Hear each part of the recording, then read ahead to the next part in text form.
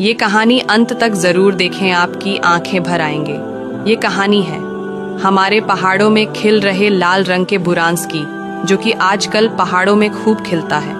बहुत पहले की बात है, एक किसान ने अपनी इकलौती बेटी का ब्याह कर ससुराल भेज दिया। बेटी जब से ससुराल गई लौटकर नहीं आई। किसान और उसकी पत्नी बहुत दुखी रहने लगे।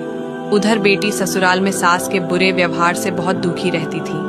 एकांत में मन ही मन रोती रहती थी। वहां कोई भी उसके मन की बात सुनने वाला नहीं था।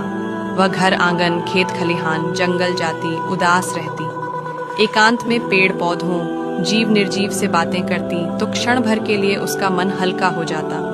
उसके इस अकेलेपन ने उसे पूरे गांव में पागल घोषित कर दिया। तीज त्योहार पर गांव में चहल पहल होती। गांव की बहू बेटियों का अपनों से मिलने जुलने के लिए आना जाना शुरू हो जाता।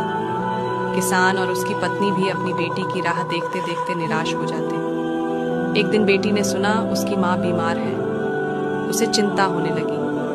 उसने हिम्मत करके अपनी सास से कहा कि मैं अपनी बीमार माँ से मिलकर आती हूँ। सास ने जब बहू को बहुत खरी खोटी सुनाई और ढेर सारे काम बता दिए, और आर कहाँ जो मैंने काम बताए हैं उनको पूरा करके जाना, दिन ढलने को आ गया। बहू ने अपनी सामर्थ्य से अधिक काम निपटाए, पर सभी काम पूरे ना हो सके।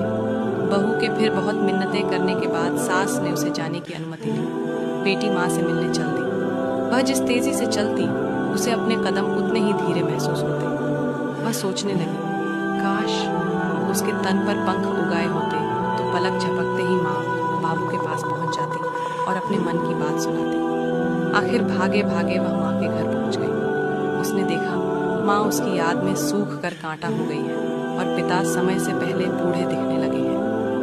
उसने अपनी बात सुनाने से पहले माँ बाबू के विषय में जानना चाहा। वह दोनों कोई बात किए बिना बेटी की तरफ देखते रह गए। आश्चर्य से क्या यही उनकी बेटी है? उन्हें विश्वास नहीं आ रहा था और न ही आंखें सत्य को झुठला पा रही थीं। वे बेटी के दुख को बर्दाश्त नहीं कर पाए। बेटी ने माँ को स्पर्श किया। माँ निर्जीव पड़ी रही। पिता के सीने से लगकर अपने दुहक को हल्का करना चाहा, परंतु पिता का दिल पत्थर का हो चुका था। वह बिलख पड़ी। यह सब वह क्या देख रही है? माँ, बाबू इस तरह चुप क्यों हैं? बेटी ने उनको झिझोड़ा। वे दोनों जीवित नहीं थे।